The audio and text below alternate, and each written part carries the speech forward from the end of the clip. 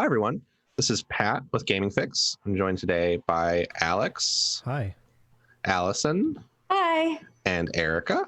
Hello. And we're here to talk a little bit about a game that we, I think, all really enjoyed, called Necrobarista. Everyone enjoyed Necrobarista? Is that Yes. is that a place we can start? Okay. Yes. Absolutely. I enjoyed it.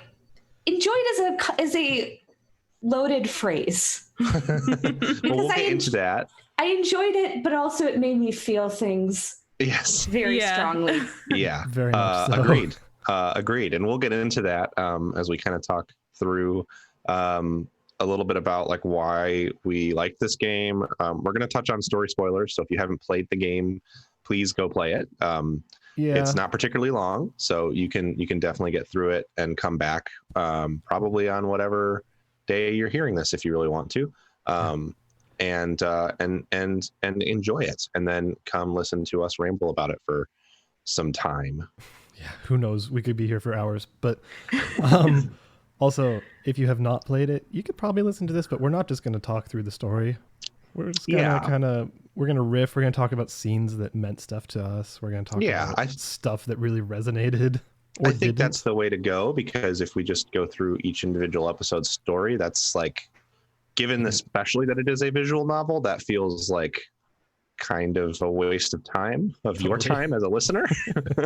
Yeah, and I mean, even though that it was separated in episodes, I feel like a lot of them really run together for me, at least from thinking about it. Sure. Yeah. So I don't know if there's necessary like it's good that they're separated into episodes so that they don't have to play it in 1 4-hour chunk. But on the other hand, I don't know if I necessarily was like, wow, that was a meaningful distinction between chapters, at least just for me. There was only one, which was a meaningful distinction for me. And hey, I guess we're getting into it. And that was the first chapter in the second act.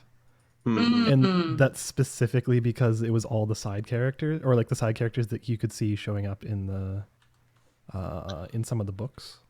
Which is an interesting. Alex and you and I had this conversation.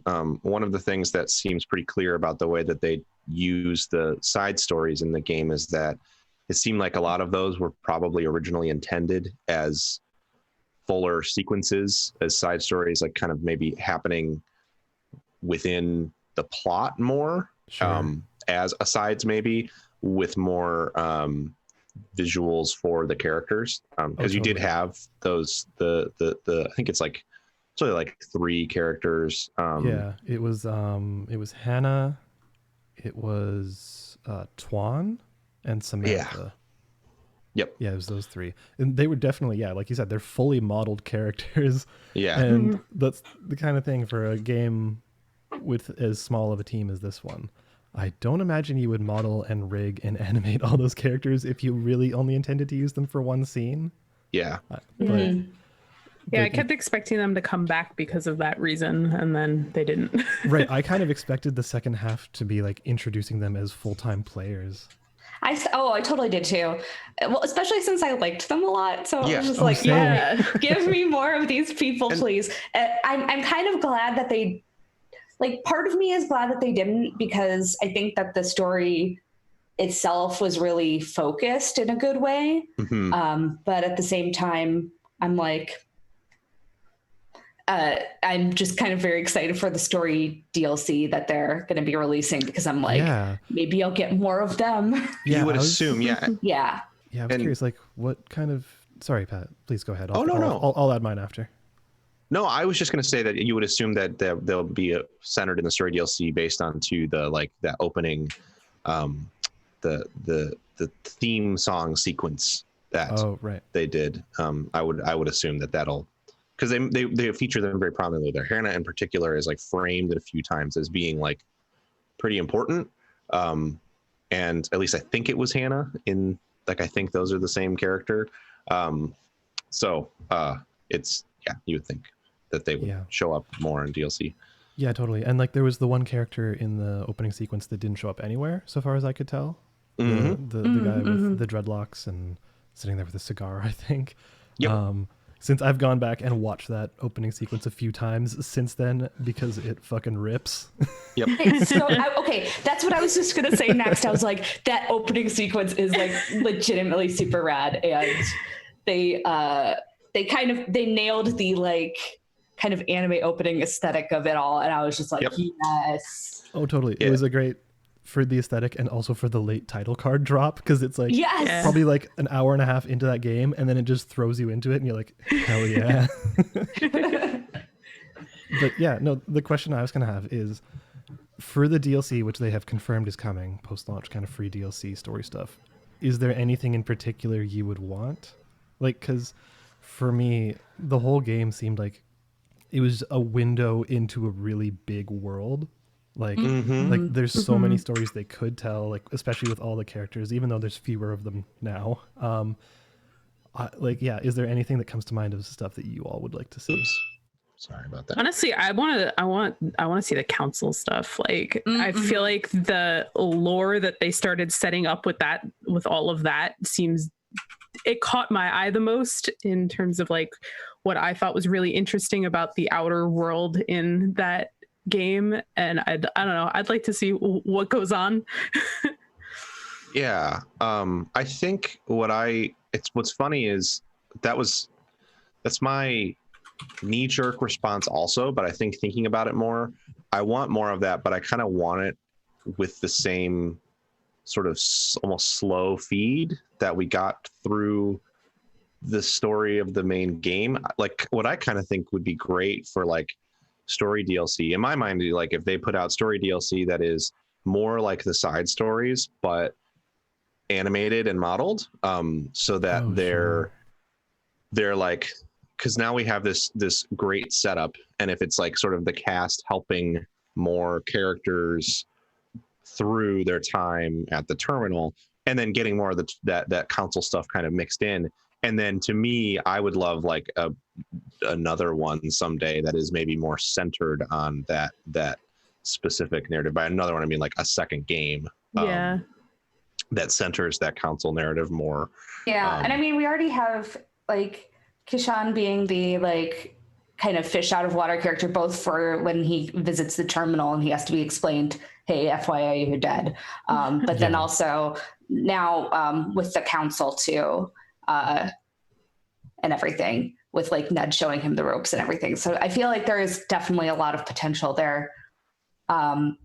I just want to see Ashley make more robots, to be honest. Yes. Definitely. I love Ashley so much. She's so funny. That was the thing that drew me in at first, was the humor of her. Like, I was like sitting reading and laughing like really hard out loud to myself.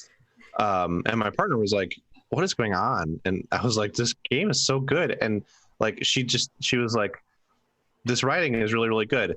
Also, you cannot just read the whole thing to me. I was like, no, I know. I won't read the whole thing. Yeah, I know. I took so many screenshots purely of dialogue. Like, it's insane because so much of the writing was so strong and like charming and funny, but also witty and like nuanced. So it kind of hit all over the place. Yeah, there's so many moments of Ashley just being a hilarious character. Like her talking about her sick robot arm and like, the whole little like chocolate sequence, like that exchange was really funny. I mean, not even just the quotes too, but there are certain points where they managed to do the timing so well with the visual novel of it all, where you just like occasionally click over and it would be just a look from Maddie or just a look from Ashley, and it was just like really good, and you just got all this emotion just from like these models being like, you know, kind of looking a little exasperated or looking excited or something like that. So yeah, the character models, because the art design is so strong, even though the technical like fidelity is not always 100%, the art design is so strong that you get so much expression out of the characters and the environment too and stuff, which 100%. Is really cool. Yeah, like didn't note it at the start of the podcast here, but I did a full review is going up alongside this podcast, and that's definitely one of the things that like needed to be pointed out is the visuals offer so much to the game. Like, it's crazy. It's like it has legit for real cinematography with how it's going for camera angles, and like it's almost like they're using different lenses with different apertures at some points. Like it feels nuts, but also that mixed with the fact that like the environment is gorgeous, like the stuff they do with like looking at sunsets or the way the night scenes look and stuff like that. Like all of those are crazy. And the tree. Just the tree. That's what I was going to say. Yeah. Like just the design of everything in the terminal makes it seem so like cozy and very specifically like feeling like to the point where when you're doing the in-between chapter things or you're kind of walking around, you get a really good sense for the feeling of the place, I feel like. Yeah, absolutely. Which I think is part of the strength of it's just part of why I think the game is so kinetic as a visual novel. Oh yeah, 100%. Because you have that opportunity to move through those spaces, and then with the way that the scenes animate and the way that the camera moves and stuff, it makes it more, for someone like me who is not as into the genre generally, it made it a lot more compelling, I think, and it made it feel more in a way more game-like. Not that matters, that's not really it doesn't, who cares? If it's a good story, it's a good story. But it also allowed me to kind of connect with it easier early on as somebody like that, which then helped me to like get attached to the characters and stuff. Yeah, like totally. Because like I've played a ton of visual novels, as we probably know at this point, and I think that is something that is kind of a hard part for a lot of people to get into it, is because in most visual novels, you're looking at static images and a text box at the bottom for 99% of it. And sometimes that just isn't engaging for people. Like it's hard for them to really sit down, especially because a lot of them are like 40 hours long or more, like 80 or 100 hours in some cases. So yeah, having that compelling visual style that's really expressive and also like just stunning to look at, frankly. Like it's gorgeous, but like the fact that you can like move your mouse or your controller, I didn't play with controller, but you can kind of like move the scene around a little bit. You can, it's like, oh wait, there's actually a little bit of agency here, and this is actually like, this is in a room with people, and you know, like that is a unique aspect of this one in particular. But Erica, I forget, have you played a lot of visual novels? Like I know you did Danganronpa and stuff, but yeah, I've not, this is not my first one, but I'd say I've played like maybe 5. So like not, definitely nowhere near your level. Oh, right. But I DDLC, did find this, yeah, like I did find this like, to be, it kind of broke up the parts of, like, for me visual novels can be really tedious, and having the ability to do other stuff other than just, you know, look at the static picture and read this, you know, little box of text was nice. Like it felt like it broke it up in a way that felt accessible, and like I don't, like Xavier kept looking over and he was like, "Are you sure this is a visual novel?" And I'm like, "Yeah, no, really, it is." And yeah, I don't know. I'd like to see more people take on this kind of style, more developers try to do things similar to try to break out of the usual mold, because I thought it was really effective. It's also really hard to do that. Yeah, and probably very expensive. But like it doesn't surprise me that it took the team as long as it did to put it out, because like they did openly talk about how they were getting ultra burnt out, and like they were kind of debating between just putting in a ton of work and putting it out as fast as possible so they could get over the burnout quickly, or delay it and take their time. And that happened over like I think they ended up delaying it like almost 3 years by the end. So yes, I totally agree. I think it kind of sets a new benchmark for what you should want in a visual novel, because I would love to see more like this, but also, good Lord, is it hard? Yeah. And I mean, I think that's clear with the game. I had it crash on me quite a few times. Like, in the opening scene, like right after the opening scene, when you can first start moving and you're supposed to be walking to the terminal, I had just a black screen for like the first 3 times I was doing it. And I could pause and I could see what was supposed to be on the screen because I was paused and it like shows up. But then I would like, go back into the game and then it would just be black again. Oh no. And yeah, I don't know. I had a lot of issues with the game in general. I tried to use the controller for a little bit. It was not good. It was very not good.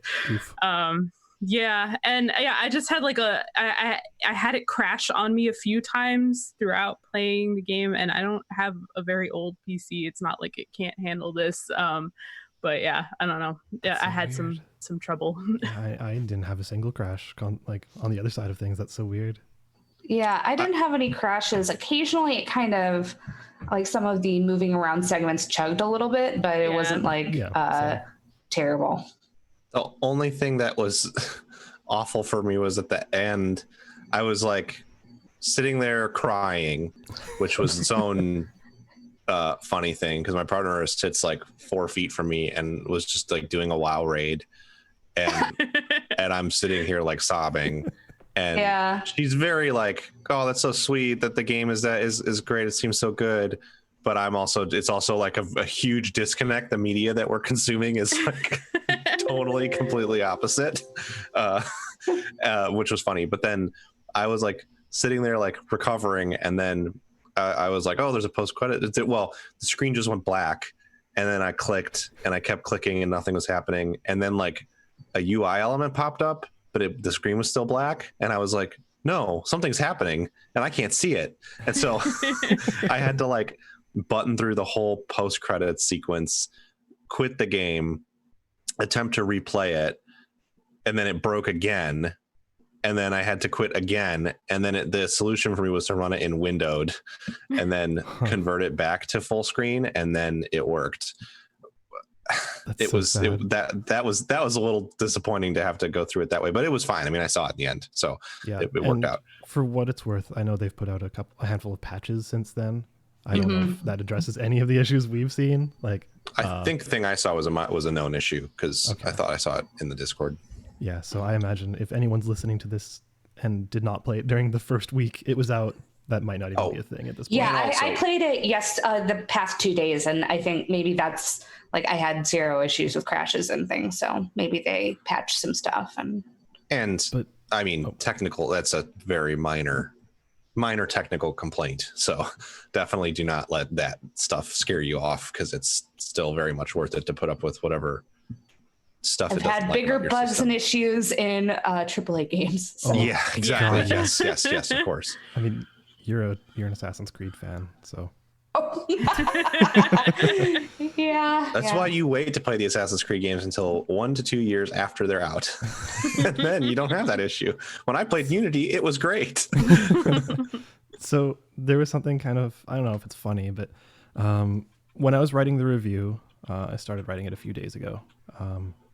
And at some point I was starting to question if the game had left as heavy of an impact as I'd expressed, like with the podcast before, and like immediately after playing it, it definitely felt strong, but it'd been like a week removed since I'd finished it. I was like, okay, yeah, I'm thinking about it. Yeah, that was really good. But did it hit me as hard as I thought it did? Like, did it really have that much impact? And then I started writing the review and went through all my screenshots and captured footage, and like there were a couple individual just images that showed up, and I immediately got all like welled up with tears, and it didn't even see like I didn't read any dialogue or anything. So the answer is yes. Yes, It did leave that much of an impact even that much time after. The specific one that showed up, if we want to talk about real sad shit, I mean, that's kind of what we have to do with this spoiler cast, to be honest. Yeah, like I think we're past the kid gloves part of it and praising the game because it fucking kicks ass. But that scene, it was right near the end. It's when Chay is saying goodbye to everyone, and it's Jeez. It's specifically the Ashley one. Yes. Like that one just broke me. Yeah, so much. Ned and Ashley were both. God, yeah. I was just like, God.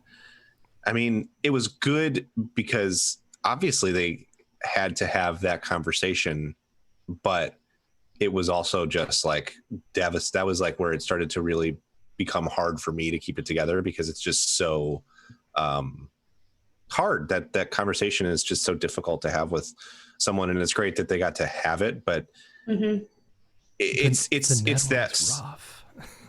yeah, and it's that feeling of sometimes when you are confronting loss, and it doesn't necessarily have to be someone's death either. I mean, I experienced this to a smaller degree when I moved, is if you just don't say it and you just don't acknowledge it and you just keep going, then it's a speed bump and you hit it and then you're done.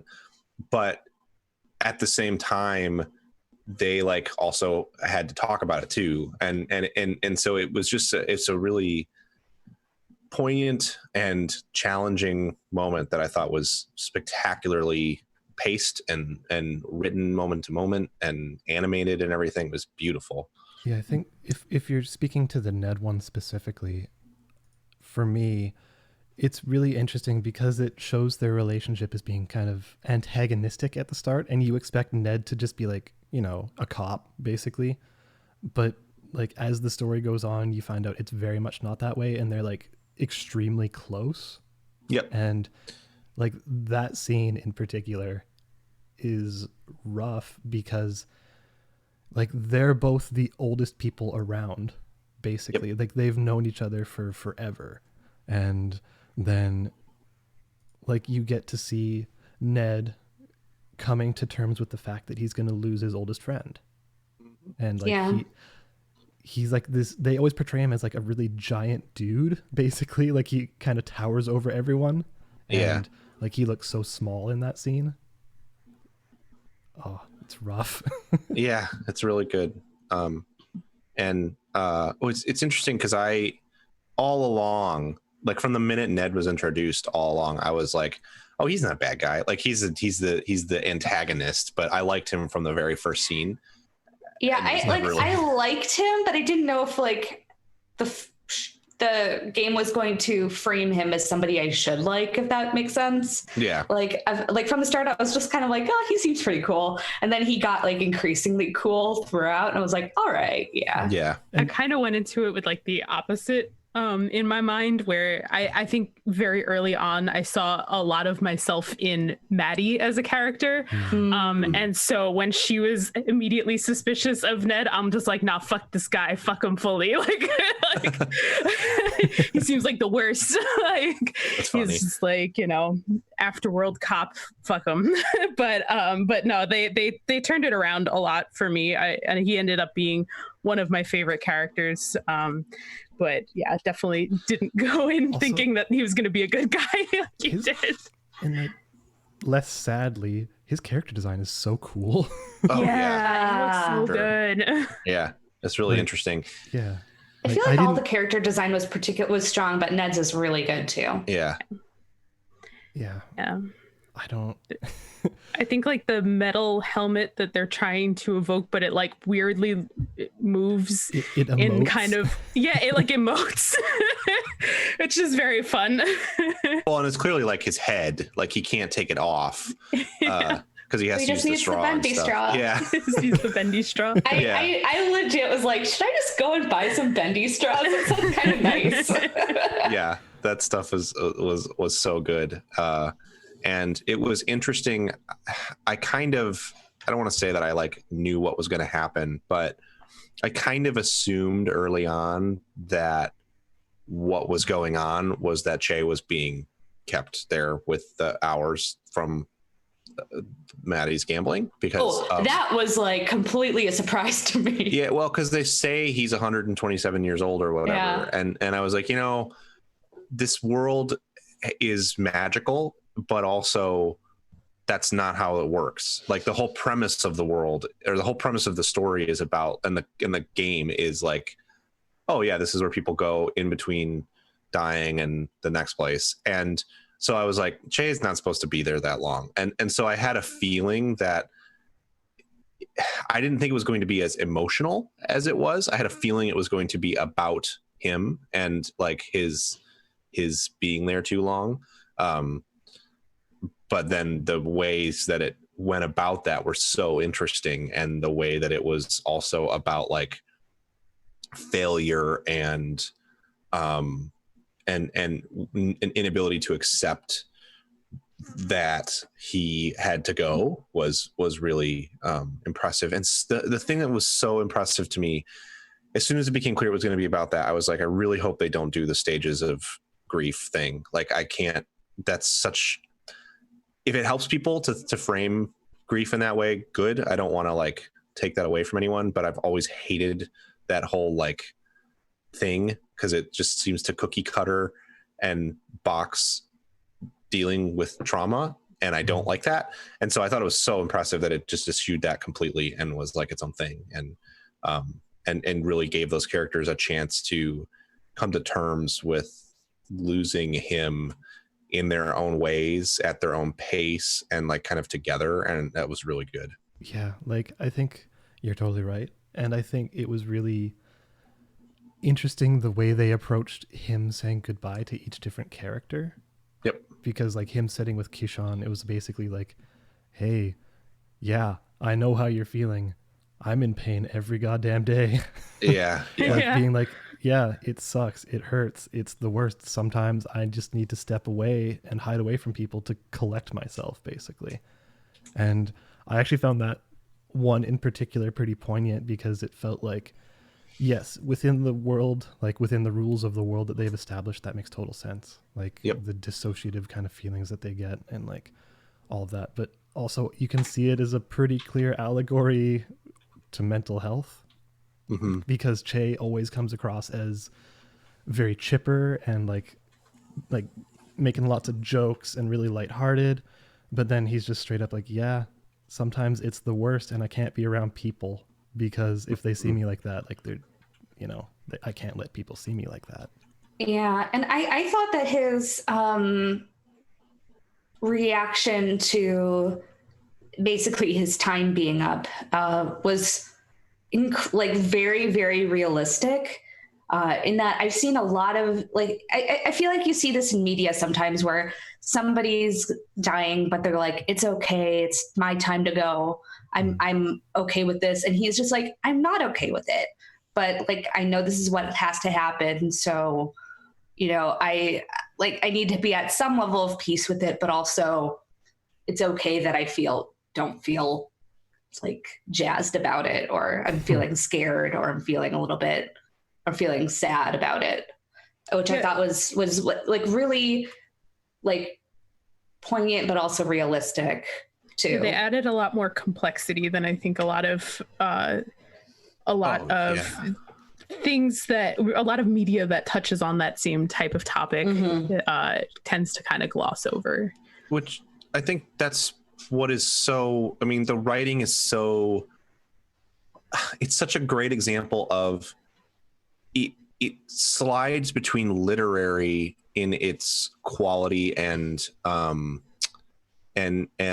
of emotional weight, but then it also is sometimes very much like a really well written anime too, in how conversational the dialogue is and how like funny casual. It can be and stuff. Yeah. And so it's that, and it makes for this, like, there's so much nuance there in those things. And it's so typical in, I mean, I can't speak to visual novels as much because the only one I've played other than this one is DDLC, but in a lot of the anime that I've watched, and in a lot of video games, you don't get that. Characters might be two-dimensional, like they might not be one-dimensional, but it's so rare that you get that living, breathing feeling out of them, that they have like a lot of nuance and that they're complex people. Even like some of the best written video game characters that I can think of still don't have quite the same degree of like depth to them. And I thought that was just really impressive to see in the way that Chay was dealing with everything. And like when he stops and says like, I'm terrified and I don't want to die, is like such a moving moment, because it's like so few games in particular are willing to explore that kind of depth in a character, I think, because it's hard to write that. It's hard to give that character that many facets, I think, and do it in such a limited time. And somehow they pulled it off, and it's really impressive. Yeah, because I feel like in a worse written version of this, it would just be very clear cut. It'd be Chay going, "It's my time to go. I'm at peace with it. I've lived too long." And then Maddie being like, "No, don't." Whereas like, I feel like, you know, that's still that, like, there's still elements of that, but there's a lot more nuance to all of that in a way that I was you know, surprised by, but also really happy about. Yeah, I think the scene that tied it all together, and I do want to jump back to a different one after, but I'm gonna, linearity is not what we do here apparently. Right near the end, when they're all sitting at the picnic table outside the cafe, and they're all just talking, and like that really encapsulated it, because it feels like that scene in particular is how a lot of games would have handled it, is just that alone, and not given the context of him stepping through and actually having real, like, what feel like real life human conversations with these real life human people, right? Like that's the thing I think that also kind of made it work for me, is because the conversations don't feel forced. They don't feel like they were written. It feels like they were spoken. Like, it feels like this is real interaction, and there's history that you're not seeing, but you don't need to see. Like, there's relationships that exist, and they're platonic. Like, they're not forcing romance. They're not turning into a story. They're showing you what has happened in this, and that's a different approach in a really good way. It feels so much like you're a fly on the wall of the cafe for so much of that game. And it, like, you just, in some ways, it's funny how immersive it can be, because at times I just sort of, my brain stopped thinking of it as observing, as playing a game or reading a thing, and more of just like being there, which is so weird for the format of the game. But it's because the dialogue is just so natural, and it flows so much. And yeah, I think that's like a pretty stirring achievement. Yeah, I think, all right, I need to talk about that scene that wrecked me the first time. And again, that was specifically the Chay and Ashley scene. Like, Ashley had a couple scenes that got me. There was this one, and her kind of like dealing with intense anxiety. I think both of those are really strong, but I think the one with her and Chay is something like I specifically would love to talk about, because like there's a lot of subtlety during that scene that like I noticed as I was playing, but kind of chose to like just immerse and not think about too much. Like a thing, like she's normally, like, in everything she does, she's so flamboyant. Like, her arms are flailing, and like her expressions are intense, and she's like pointing and going crazy, and like her, like, she's jittering with all the caffeine and stuff. But there, like, she seems really small.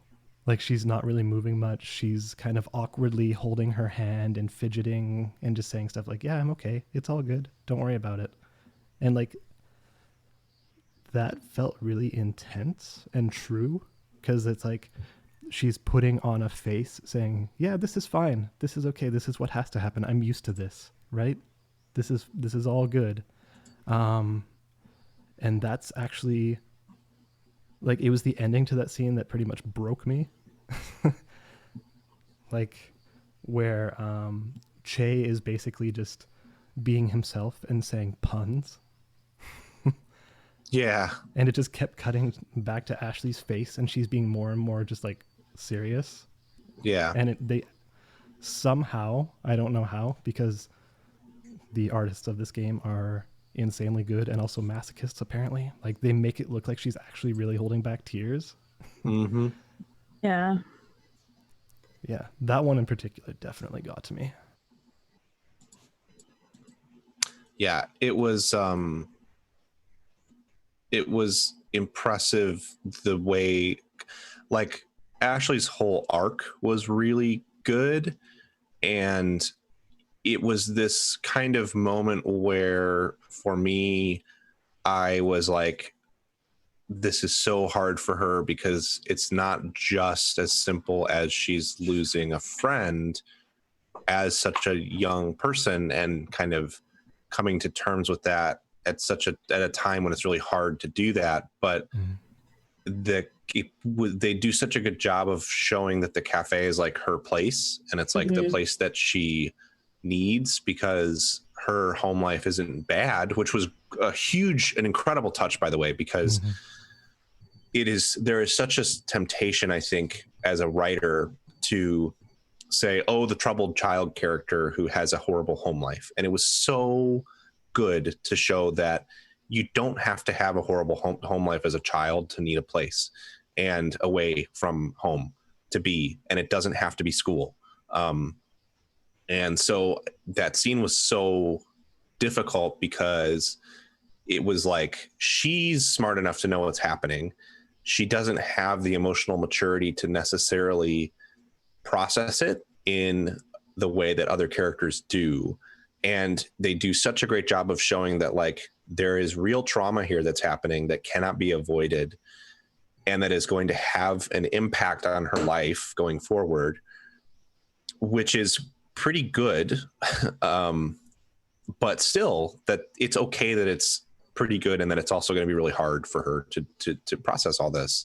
And it's going to change her relationship to, like, the cafe and to Maddie in some positive ways, but also in some ways that are really unfortunate. And it doesn't, what is another huge strength is it doesn't go, but it's fine, she's going to be okay. It kind of goes like, no, not necessarily.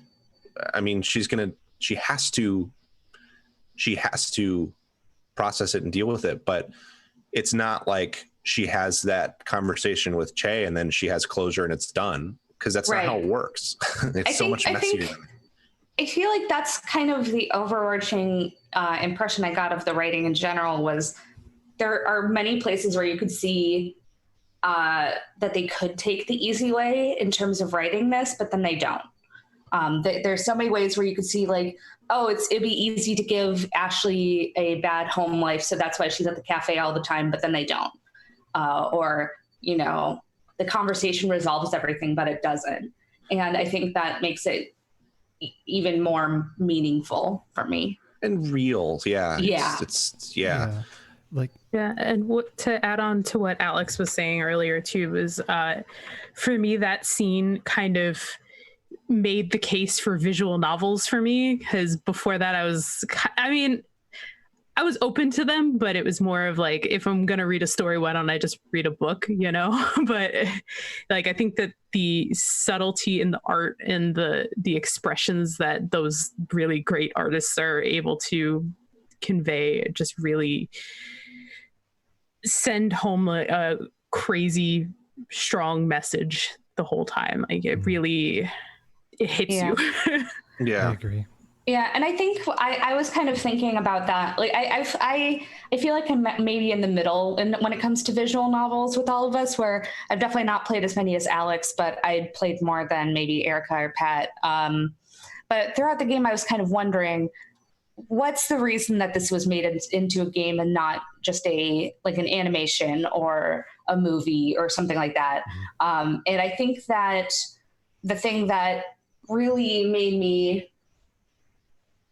kind of click in my head was pretty close to the end, when a lot of the discussion is on having to move forward. And at a certain point, that became me having to click forward and keep it going. Like, there's one part where, like, during this part where Chay and Maddie are saying goodbye, and they're just kind of sitting under a tree and talking. And I just kind of paused for a bit, because I was just like, a big part of me was like, I need to give them a moment.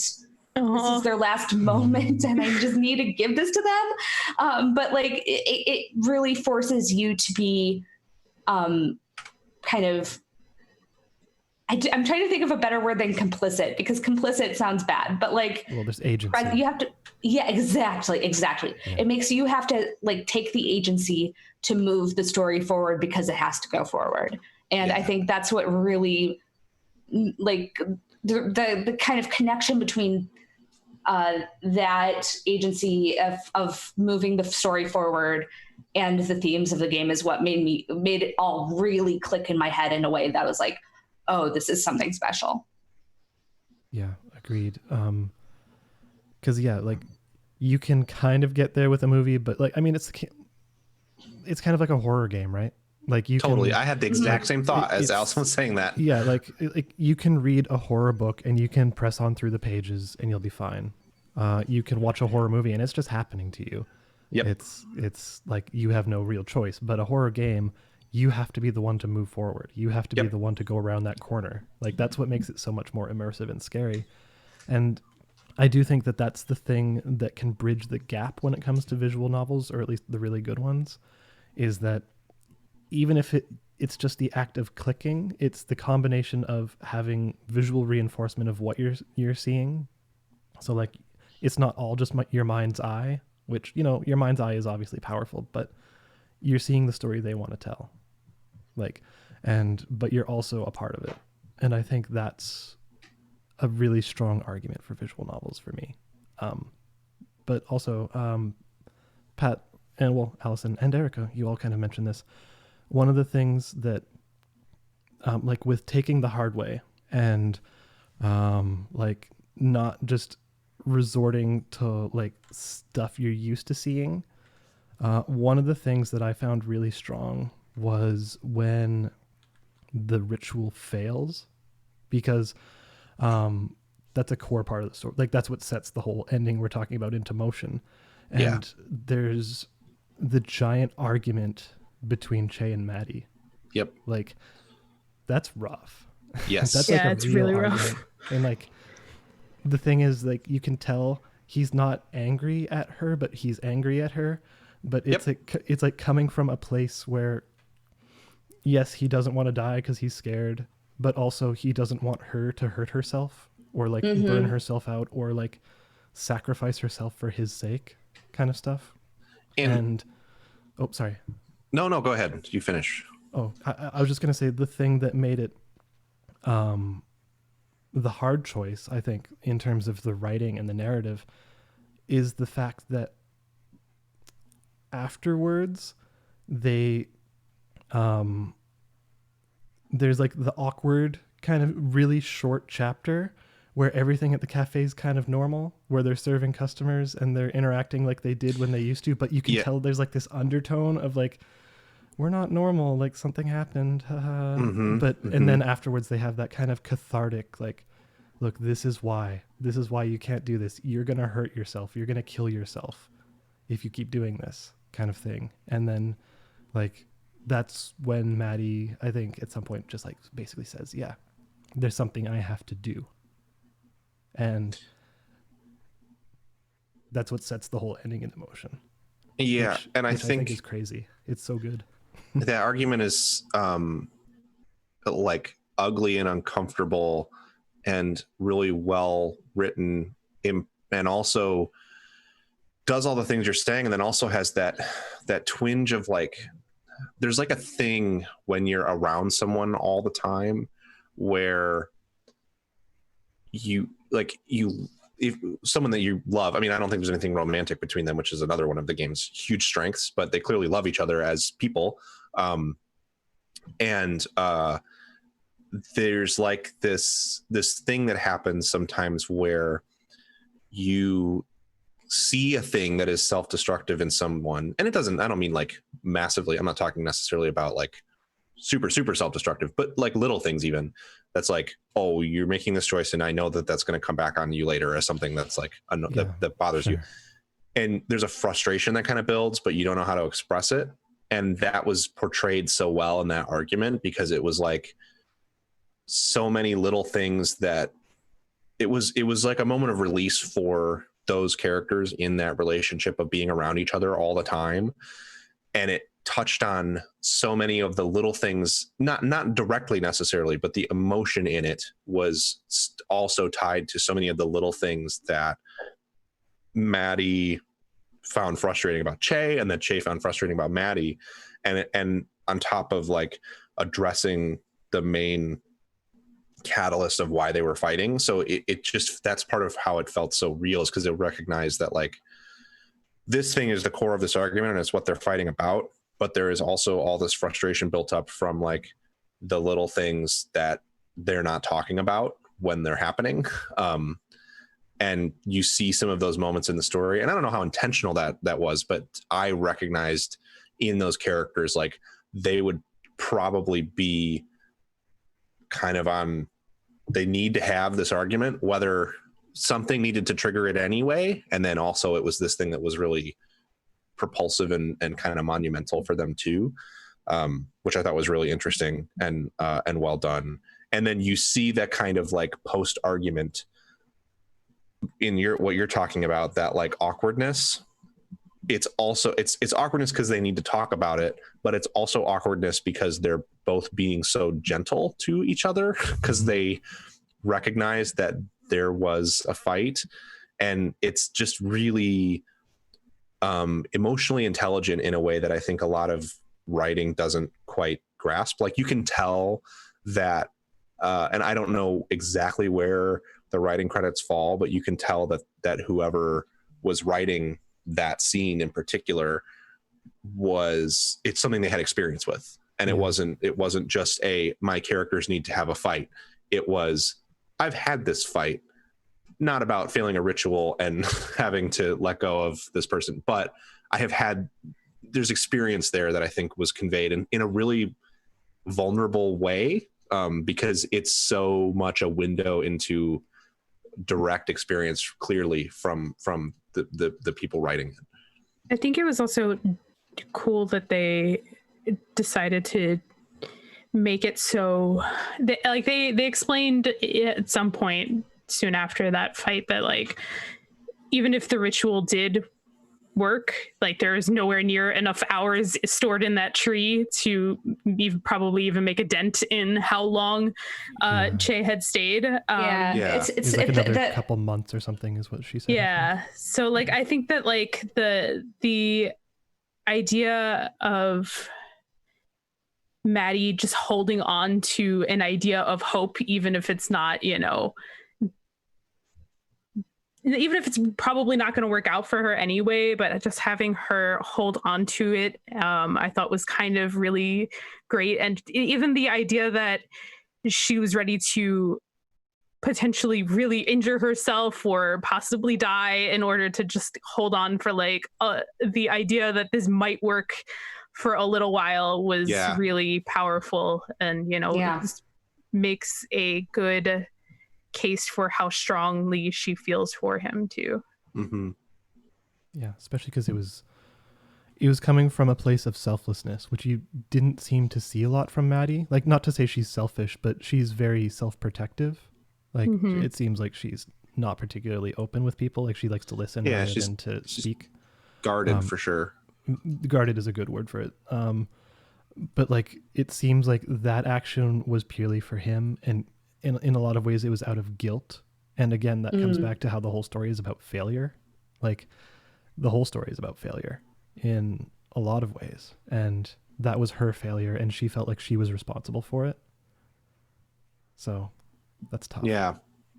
Well, and all of the stuff around like Ashley's role in that whole, in the ritual itself, and her self-doubt and stuff was really, and like Ned clearly not okay with what was going on, but also you kind of like you were like, yeah, but you also want this to happen, because you have to say out loud that it's bad, but you don't want to say goodbye to your friend, so you're kind of participating in it. Was all like really, really well done. And I think that the whole time was really impressed with Maddie and Chay's relationship, because I love the scene with Samantha. I think was important because it showed that it's not that like Maddie is necessarily, not that it would be there would be nothing wrong with portraying her as aromantic at all, of course, but it was interesting to show that like clearly she's like flirting with Samantha to an extent, and like and like interested in those kinds of interactions. That's just not the relationship that she and Chay have, which was really, really cool. I feel like, I mean, they hadn't made anything romantic at that point, but I think when they introduced Samantha, it really was like, hey, FYI, this is really not romantic. Like, you know, and but it's still meaningful, which I think is kind of beautiful. Like you really get a feeling for how meaningful Chay and Maddie's relationship, as well as like all the other relationships are. But there's, you know, it doesn't have to be romantic to be important. And the other thing that I thought was important to me, that they do with those sort of, with the ways that they touch on romance in the story, whether it be like Kishan kind of like mourning the loss of his partner, even though he's the one kind of who died. In all of those cases, and you know, with the scene with Samantha and stuff, and Hannah and Tuan and stuff, I thought it was so cool the ways in which they were like, you know, like there's so much fluidity in these characters' gender and sexuality without being, of course I think there's great stuff that like centers that and focuses on it and says, hey, we're going to talk about this. But I thought it was such a naturally well done thing for them to say, like very clearly, like, hey, this is the tone of this world. It's a real world where these romance and gender and sexuality exist and are a broad spectrum for a lot of these characters, but also we're not necessarily grabbing you by the ears to talk about it, because that's not what we're here to do. Not because there's anything wrong with that being the center of your story, but because that wasn't the core of the story they wanted to tell. I thought that was just masterfully done, because I think often in this kind of fiction, instead what you get is, hey, just so you know, we want you to know that this character is gay because we want you to know that, because we wrote a gay character and you need to know that, which is fine, but it also doesn't feel as natural as the way they presented it here. And I thought that stuff was just so great. Yeah, in this story, it's very much like my partner, my boyfriend, blah, blah, blah. Like, it's never brought up. It doesn't matter, because it's just what it is. It's just this character. It's just this person's life. Like, deal with it. That's how they live their life. And that's great. And when you were talking about that, something that came to mind is one of the side stories. I don't know how to describe them, but one of the extracurricular materials, I don't know.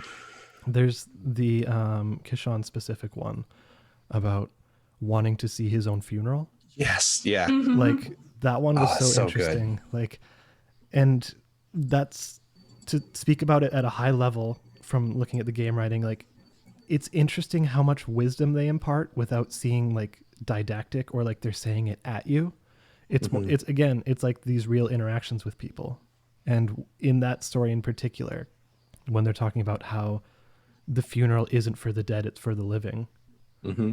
Like, that was really interesting, because that's legit. That's not really a perspective I had before. And I was like, you know, that's actually totally valid and probably totally right.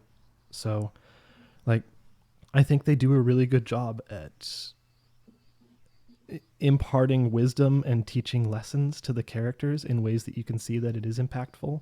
Like, again, I said we'd get back to it.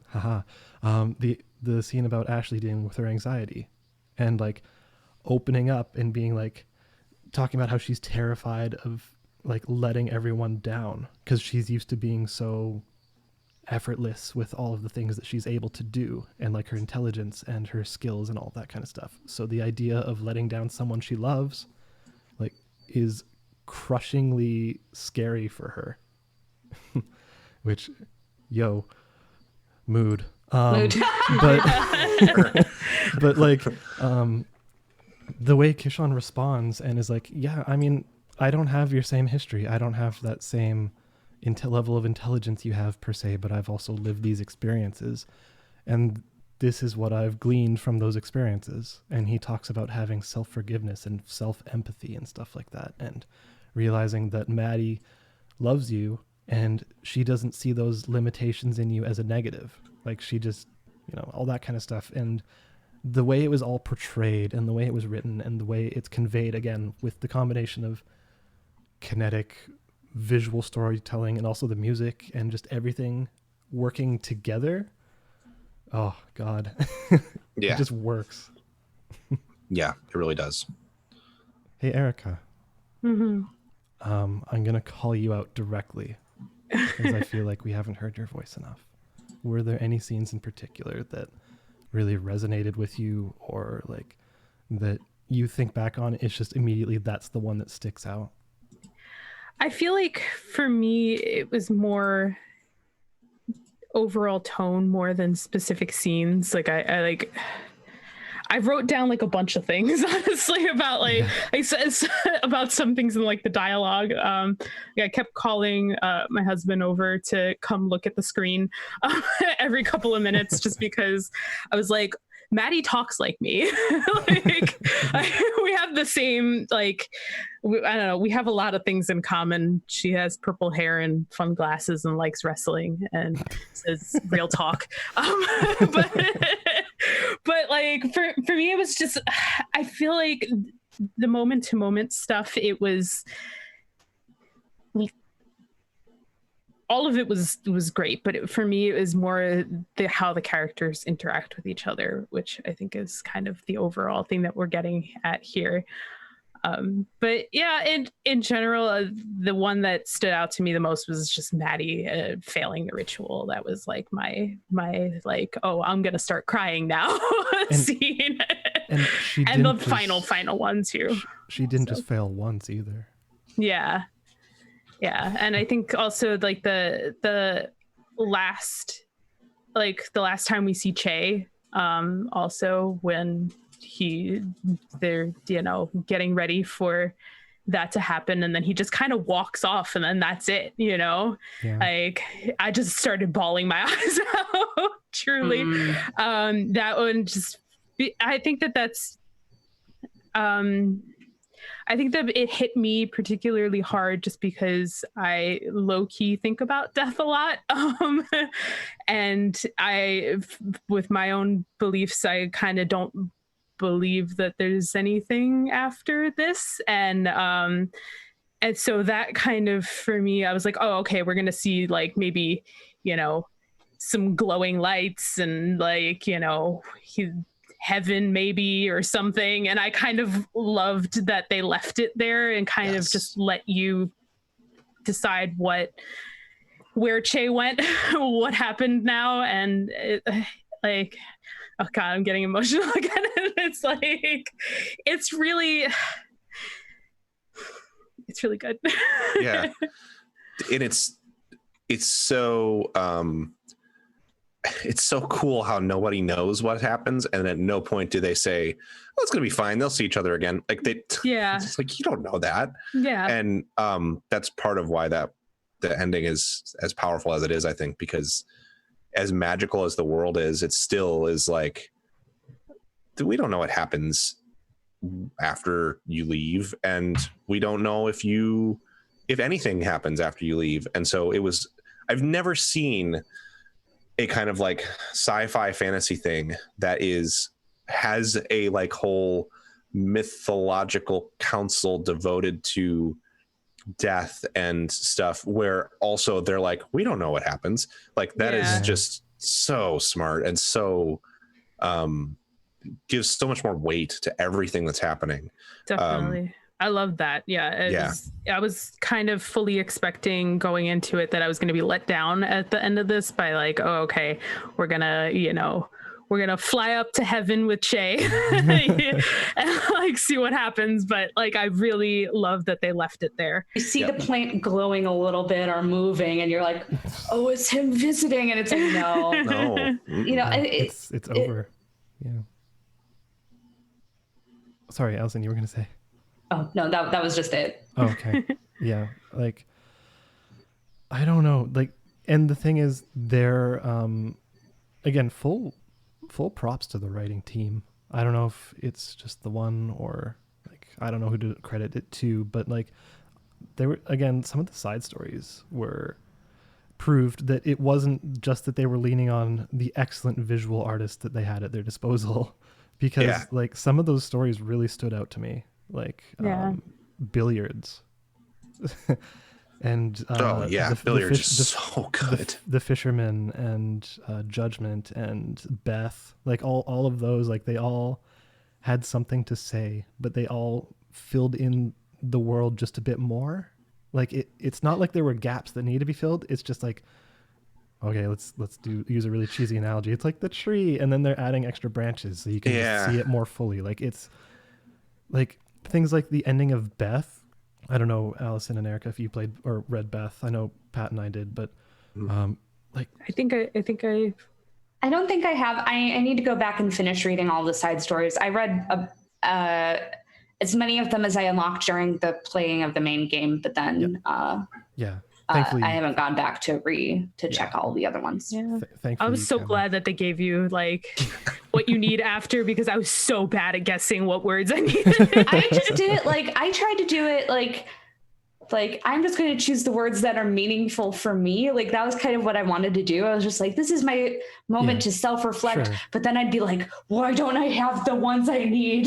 So there were a couple times when I like specifically picked out like food or Australia, Melbourne. But this won't be a spoiler for you two. But like the ending to Beth, and I'll try and talk around it. But Pat, maybe you'll know what I'm saying. It was significantly more tense than I expected. Like, there's kind of this question throughout, and this will be a light spoiler, but I don't think it'll ruin it. Sorry. You don't know if she is dead or not. And like all the way until the last like page, you don't know. And then you kind of know, but then you're not even sure. Well, and that's it's the strength of the writing, I think, of the writing team is what they like, the things that are left unsaid.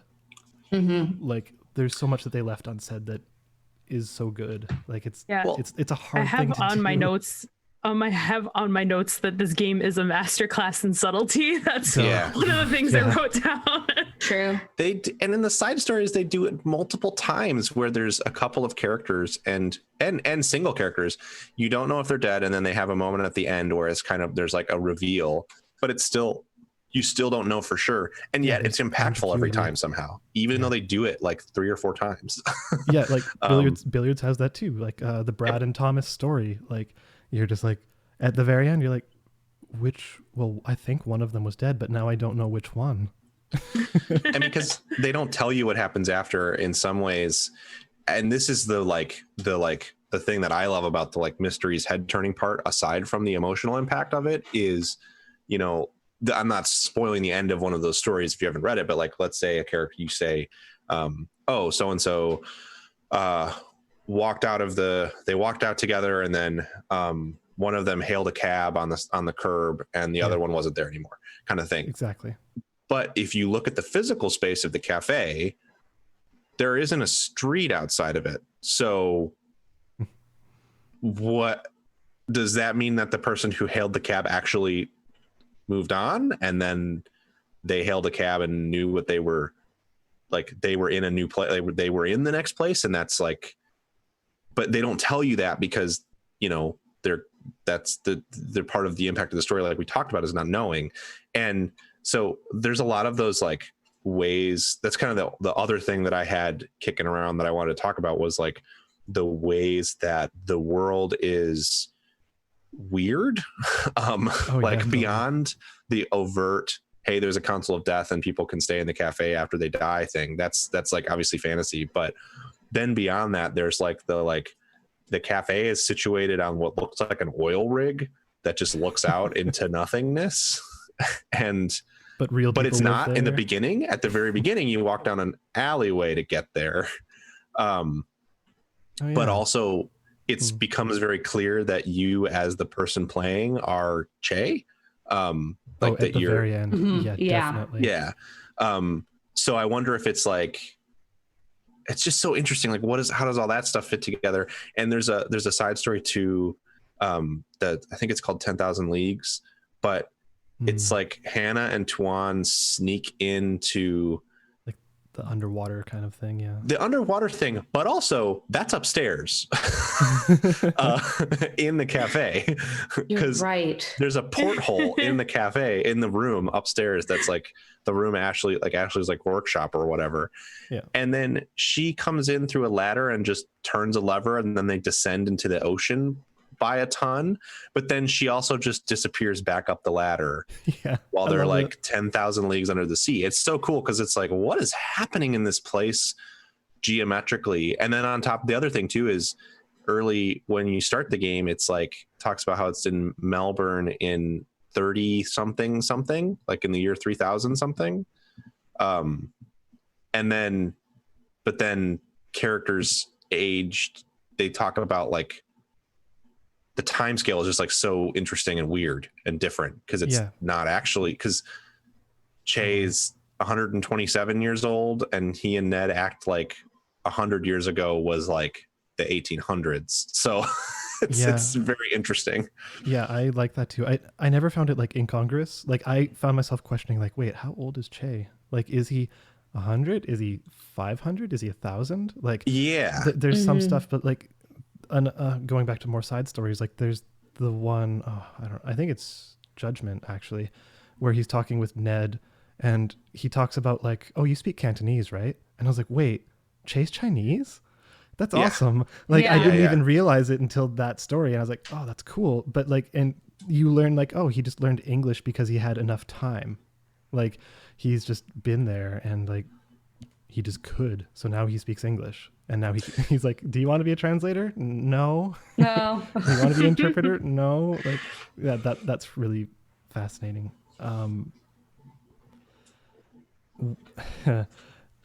Just to get back to one of the side books really quick. One of my favorite quotes, I think, of the whole game came from one of those, and that was from The Fisherman. I think, Pat, you also screenshotted the exact same quote I'm thinking of. That was the one about the squeaky wheels. Yeah. Oh, my God. Yeah. Did you see that one, Erica and Allison? Yeah, I did. Oh, it's so good. Yeah. Here, once quote, he looked so calm that Maddie almost didn't want to disturb him, but she chafed at the idea that only squeaky wheels were deserving of grease. Some wheels were just too polite to ask. Yep. I love that. That's, and also things like there's a whole side story that's explaining where the chips fall where they may metaphor, which is actually a thing about logging, which I had no idea. I always thought it was gambling, but totally. It's actually about logging. And like Chay tells the story and I was like, oh my God, I had no idea that this is how this was. And it was really cool the way that they kind of introduced those things in that. I love that one too, because they're like, when I was a logger, you were a logger for 2 weeks. Yeah. That definitely resonated with me as someone who has done a lot of different things over the course of my what feels like multiple careers. So I definitely also like that. I also love like just the more lighthearted ones, like Ashley's like ranking of like her bots and stuff. Yeah. And it was just like a lot of like fun things that made me smile in those too. Yeah, I think that's also one of the strengths of this whole game, is that it has this melancholy and all these sad, just devastating bits, but it's also really funny. It doesn't feel like a drag to play through. Like I feel like with a lot of these, like the thematic content of this game, it could really feel like kind of a slog, but you do just want to see more of the characters. There's a lot of funny moments and you just kind of are like, I want to know more about Ashley and her bots. I want to know more about the history of these people, and then now it's gonna completely break my heart, but in a good way. The interstitial scene where the bots are like, the one bot is like, I eat sushi, and they're like, what, you think crabs can't eat sushi? And then the next scene they're like, you're not a crab. And it's what they're like, a rat, I think, or something. It's like a seagull. Yeah. That's right, a seagull. So, I don't think it actually is a seagull. I think it's something similar to. Yeah, but it's like a gull or some kind of bird. It's an Australian seagull, so it probably like spits snakes or something. And it was so funny they were just like appalled that the other robot would lie about what they are, what they were. Also, the fact that the robots are animal souls is something that I kind of love. Like, yes. It also gave me weirdly, a lot of it's the art design, even though they're like made from like trash and not actually the same thing. But I got like intense Nier vibes every single time one of those conversations would happen, 100%. Which I think made me like them more, because it was like, this is what the robots in Nier talk about too. You don't see it because Nier just assaults you with horrible sadness the whole time. It doesn't have the same moments of levity, but it reminded me of that too, in a good way. Yeah, I think those moments of levity too helped to make it an easy game to play, because I know for me, I mentioned it in our group chat. I put down like the series I was reading because it was just like weighing on me too hard. Like it was just too heavy for me right now in this current time and this kind of climate and whatever. But because there was, because we had some comic relief thrown in there constantly, it kind of made the heavier topics more palatable. Totally. Yeah, not that they have any similarity tonally, and to speak nothing of like differing views on the on appreciating them. Like playing The Last of Us 2 directly before playing this was like not good. Like I didn't particularly like it, but beyond that, it was it's so dour that it was like not a positive. It did not have a positive impact on my mental health, let's say, which is not the game's fault. I mean, it's doing something serious, so it's fine. I don't think that everything needs to be comfortable to play. But in contrast to that point, Erica, it was like, even coming right off of that and having just done the mental reset to kind of say, hey, I'm really depressed right now and I need to get my brain back on track. I didn't get depressed again playing. Like, this game wasn't depressing to play, even though it's deeply sad and impactful. It was. And even though like it doesn't really, it's not hopeful in the sense of there's something after death, but it is also hopeful in like showing it does. So many stories try to do the thing where they tell you that like, oh, you're never really gone and there's always a part of you somewhere. And it's so much a platitude at this point. It's tiring. Like even in the realm of like children's fiction, I think it's like not super helpful because it's such a tired thing. And this game, they do kind of say it near the end that like Chay's always around or whatever, but it actually drives that home in such a way of not a, Chay's always in your heart, but like, no, Chay left a meaningful impact on everyone's lives and changed people. And that is sort of the hopefulness of like, in some ways it doesn't matter that they're not telling you what the afterlife is or where it is, because the impact that he had on everyone is palatable and real and in itself is almost like immortal. So it does such a great job of portraying that, which is like the real ways in which people don't leave you is because of the impact that they have on your life. And then what their impact on you does to the way that you treat other people. And like, that is the real thing that, oh, they're never going to leave you is trying to impart, but they always usually dress it up in like, they're always in your heart kind of stuff, when it's not that. It's that they're always in your behavior and they're always in your interactions. And I thought that was just brilliant the way that it does that. Yeah. And that's how it made it hopeful. Yeah, I think it's a common platitude, but it was something that I feel like this game in particular really drove home and I really felt. Yeah. Yeah. And it felt like they were walking the razor's edge with one scene. I was like, because I feel the same as you, Pat. I find it a little bit cheesy if a story tries to say like, oh yeah, they're with you in your hearts forever, but like the way they do it is, yeah, it is about the impact, it's about the memories. But the scene that I was like, oh no, is where the letter shows up, and yes, and like I was like, oh no, it depending on how they play this, I don't know how it's gonna go, but they played it perfectly. And like, I think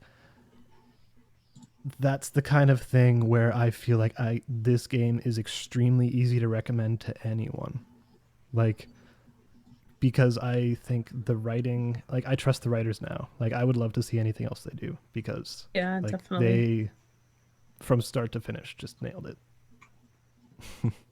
Yep. Can I just say that more espresso equals less depresso has become a thing that I just say in my home now. That is the headline to our review. Very good. So good. Excellent. And I also when like my favorite scene in the game, aside from like my favorite funny scene, non like heavy emotionally scene, is that scene early, like very early on. I think it's like episode 2, when Kishan and Ashley are in the room together building the robot, and Ashley's like, my cup should be runneth over with espresso or something. And later on, it's subtle how they introduce it, but later on they make it clear that that's actually like the first time that Ashley has had coffee. Yeah. So with a crash and everything. It's so funny. And like the moment when she's like, that's right, Kishan, I'm reading a story about Icarus. Oh my God. Like, like that's not the tone. You can't, they impart that tone so well. Well, also, like, I feel like that's such learned. a kid thing to be cultured. Like, yeah, like, I feel like that's such a kid thing too, to be like, yeah, I'm reading this story, so I know what's up. Like, you know. He's like, you should finish that story. That one was extremely funny. And I also like, you know, I don't know how to call them, the footnotes or whatever, like the little gold text that shows up. Yes. In that one in particular, I thought it was hilarious because it was I don't remember the exact verbiage, but it was something like, can you imagine being Daedalus and just the exact thing you said not to do is exactly what happens? Yeah. Like that one in particular I thought was really, really funny. Yes. Yeah. That whole scene is like, and then when she like throws the knife at Chay and repeatedly. Yes. And it keeps coming up. Oh man. Yeah. That reminds me of the one where like, I guess he catches her really off guard or something, and you see the animation of the knife just flying kind of like weakly and just like bouncing on the floor. Like, yes. Where did you even get that knife? Like that was really, really funny. Her arm. Yeah. And then the way that ties into the side story about her inventions, about how she like makes the knife thrower, and then the knife is stuck on the ceiling, and then she has to figure out how to get the. Oh, God, yeah, that was the best side story. Makes inventions to get the knife out of the ceiling. Yeah. Oh, and the other. And she gets all the knives except the one in the ceiling. I sent it. One of my favorite. Did Alice and Erica? Did you read the set of side stories that are like her talking about the like robots in the battle robot thing? Yes. There's what is it called? Oh yeah, I found it. So like the Royale Robots Power Rankings, Alpha Charlie Echo, all of the commentators call this robot Ace, probably because it's so good. It seems biased for them to call one particular robot Ace, but it's obvious how it got its name when it wins all the time. It's just like in stitches reading that one. It's so funny. I want to reiterate that Ashley is the best and I love her. Yes. Yeah. This is productive because she's actually I think has even more depth than this, but like early on I was like, she's like if Louise Belcher was an anime character and written a little bit more seriously. Oh my God, you're right.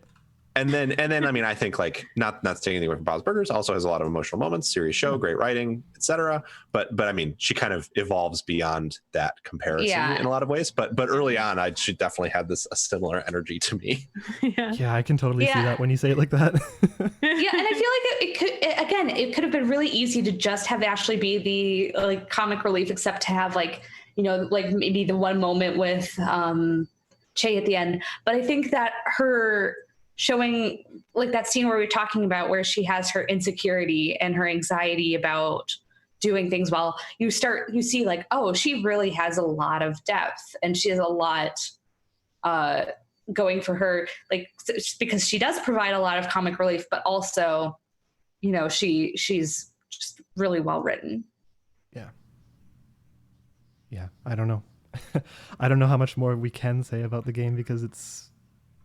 I mean, I think people need to play it. Yeah, and I think we said it on the episode, like whatever it was, a week or two ago.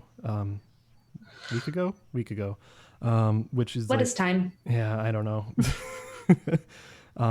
That like I can't think of any other games that really have the same quality of writing, both from just moment to moment and just dialogue, but also just an overall narrative.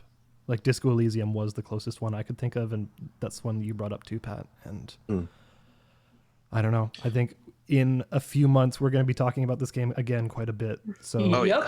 Oh yeah. Definitely. I'm kind of glad that like we have all of us like being like, all right, we're all going to be promoting this one. Yep. Okay. Yeah, I don't think. I mean, even Andre, who kind of decided not to hang out for this recording, I think he had he talked about how it just wasn't as impactful for him, but he recognized like the strength of the writing and the quality, objective quality of it. So I don't think that there's anybody really among us at all. I mean, Sam hasn't really touched it yet, but I don't think there's anybody among us that is like not pro this game, even if it's not, you know, even though Andre didn't have as much of a reaction. Yeah, I think it might be the closest to a universal thing we agree on that we've ever had on the show. Yeah, I feel like Disco Elysium was only it was only not universal because not everyone had played it. But and I I have not, and now I want to. So oh, you should. Oh, yeah, it's really good. not to take. If you asked me to say which game, Necrobarista or Disco Elysium, is better, I'd have a hell of a hard time because they are both. Because Disco Elysium is a brilliant game, also. Not the same emotional impact for me. No, but it makes you think in a lot of ways. But yes, it's not. It's doing something very different with its writing, but is also spectacular. Yeah.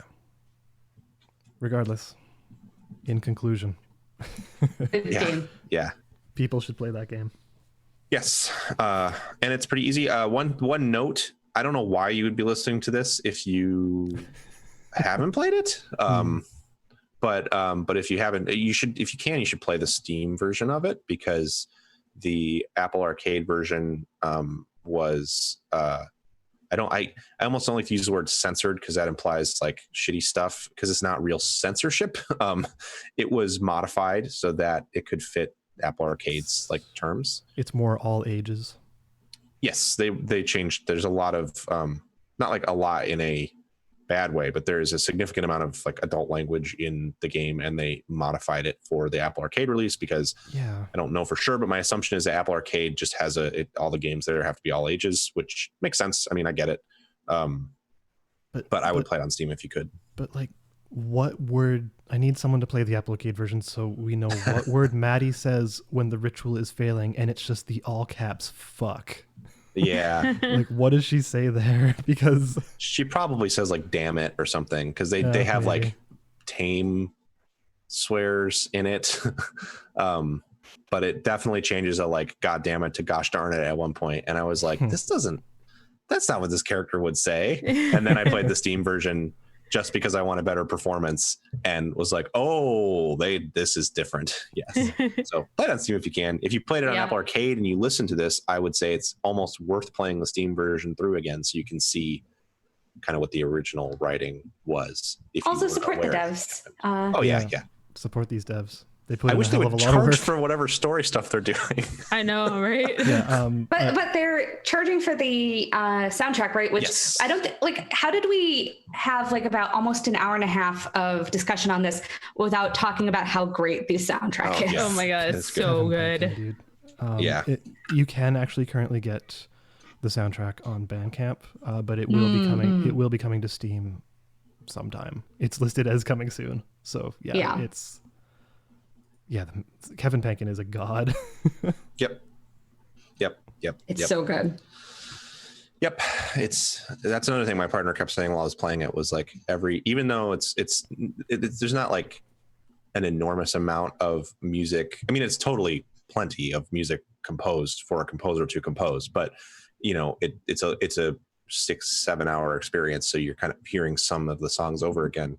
And my partner was still every time like, man, the music is so good. Yeah. Wow, it's so good. Mine too. Kept making the same comments. Yeah. Well, does anyone else have any final thoughts they want to share on the game?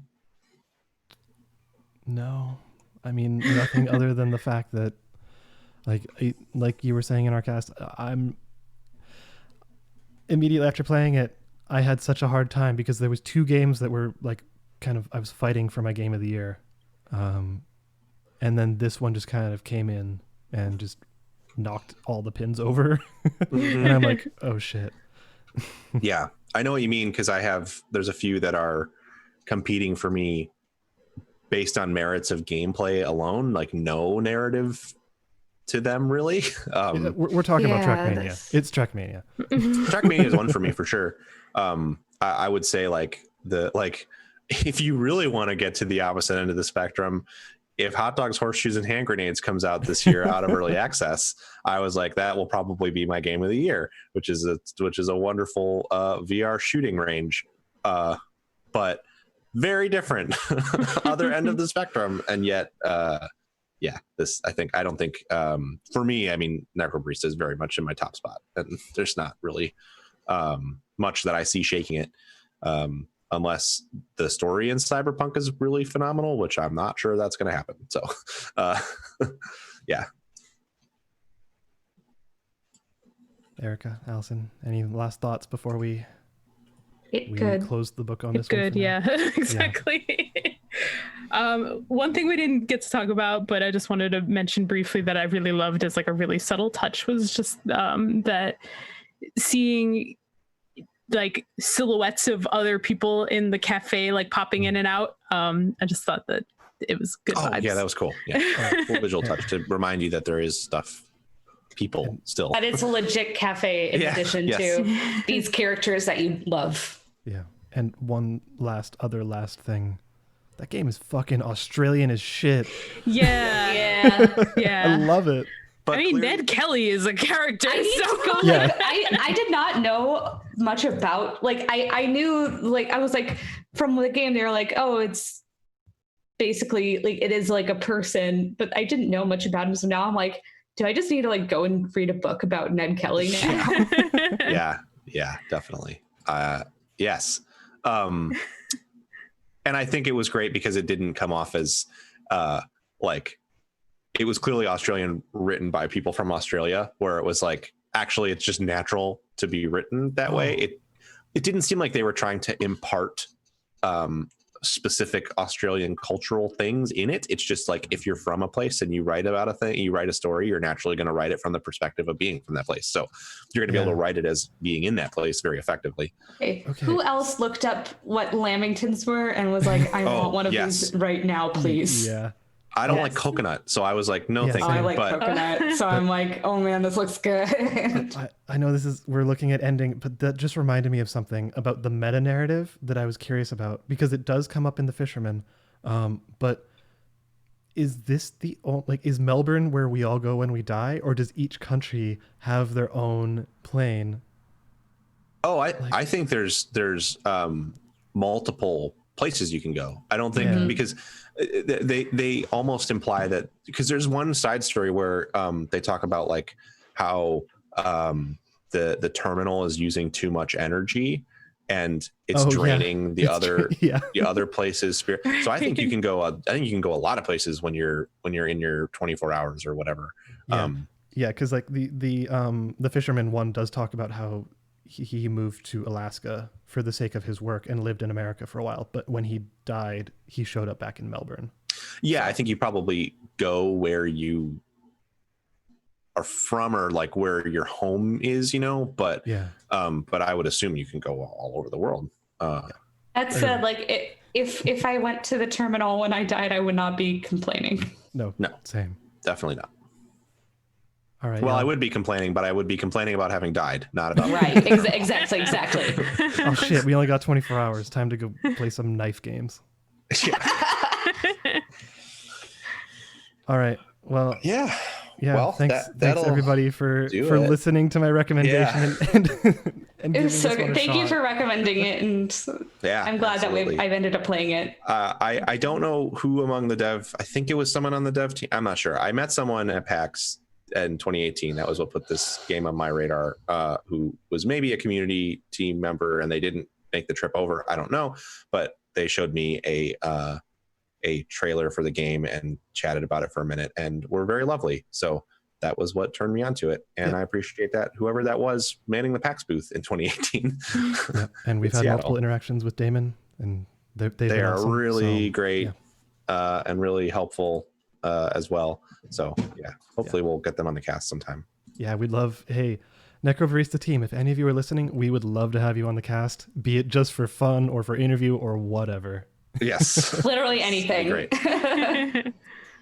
Cool. Well, I guess we can go through and say quickly, Alex, where can people find you? Apparently Melbourne in a matter of like 40 years or 50 years or something. Erica, where can people find you? At Erica, spelled AIREHCUH. Allison? At WRITERSERENYTY. And you can find me at PJC Plays, and that will do it for this Necrobarista spoiler/review cast. Go read Alex's review as well. It's great. And we will see you soon. Bye, everybody. Bye.